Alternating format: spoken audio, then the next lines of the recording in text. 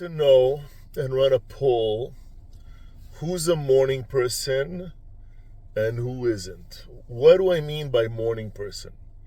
Morning person is someone that wakes up early in the morning, 5, 6 a.m., all smiles, all jingles.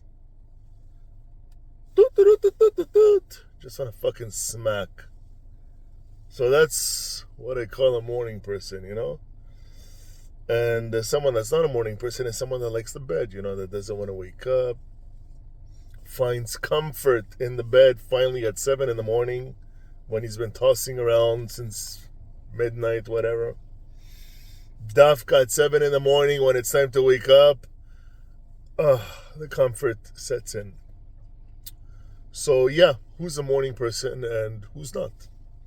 And what do you do? And how do you behave? So I was inspired by a text in the Torah in Parashat Beshalach. And this text has nothing to do with habits or mornings. And it's the famous parasha of Hamalek.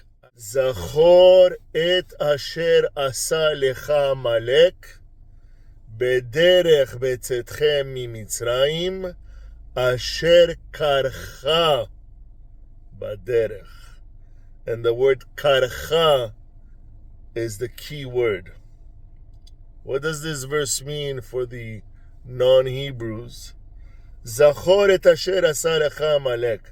Remember with all your soul, mind, and body what Hamalek did to us. Hamalek is our arch nemesis. Hamalek is our kryptonite. It's more like a Lex Luthor to Superman. So Zachor, remember, et asher asa lecha Hamalek, what Hamalek did, bederech betzetchem mimitzrayim, on our way out of Egypt. So we just survived 200 plus years of slavery, 400 years of exile. We're weak, vulnerable, impressionable, fragile. And then you have this Hamalek, this nation that attacks us. Asher karcha baderech, in which he cooled you down. Okay? Karcha. Now the question is why did the Torah use the word karcha to cool down? They use an analogy, the commentaries, the rabbis, they use an analogy of a boiling, scalding hot bath that nobody wants to enter. Oh my God, you see the fumes and the vapor and the volcanic water, almost like lava, but it's clear. You approach that bath and you feel the heat. And you could already sense the pain it would do on your skin and your nervous system and your nerve endings.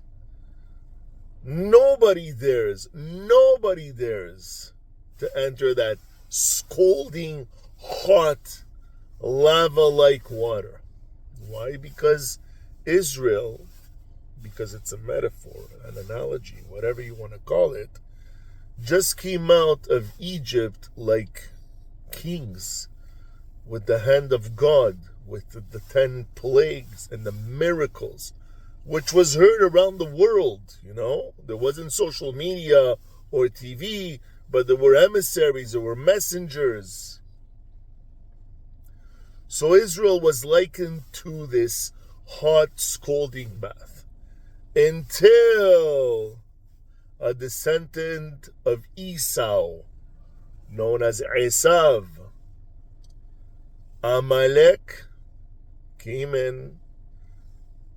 Once again, metaphorically, saw these people looking at this hot, scalding bath and decided to jump in.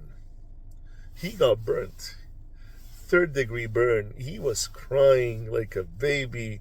He was fully covered in boils and blood and his skin peeling off. It was nasty. But you know what he accomplished? He cooled down the water. He gave courage to others. He gave an incentive to others. He motivated others to do the same thing. Because when we have something that bothers us, when we have something that we fear, when we have something that we don't want to do, whether it be waking up early in the morning, whether it be going to the gym, whether it be reading or studying or playing a musical instrument or doing sports, anything that we don't want to do, or doing chores, or going to the grocery store and helping out. You know, those things we could find millions of things that we don't want to do. Let's be like Hamalek. Coach Avi, how dare you say, let's be like Hamalek? Well, there's a saying that says, you can learn from everyone. Ezeu Chacham, who is the wise one? Alomed Mikol Adam, the one who learns from everyone. And we also know, the one that thinks that he knows everything knows nothing. So why not learn from Hamalek? Karcha, cool down that fear, cool down that anxiety, that pain that you feel. And how did Hamalek do it? By being emboldened, by being courageous, by jumping in head first, not overthinking. Hamalek wasn't a thinker. And sometimes we also have to go and do things without thinking, without overthinking, without overcomplicating our lives. Just do it. So in my case, I hate mornings, but I wake up, I wash my face, I brush my teeth, I have my shake, and I'm up. For you, it could be training, it could be going for walks, it could be for anything. It could be for chores, whatever the case is. So again, even though Hamalek is the epitome of evil, is the devil incarnate, we can still learn from that bastard.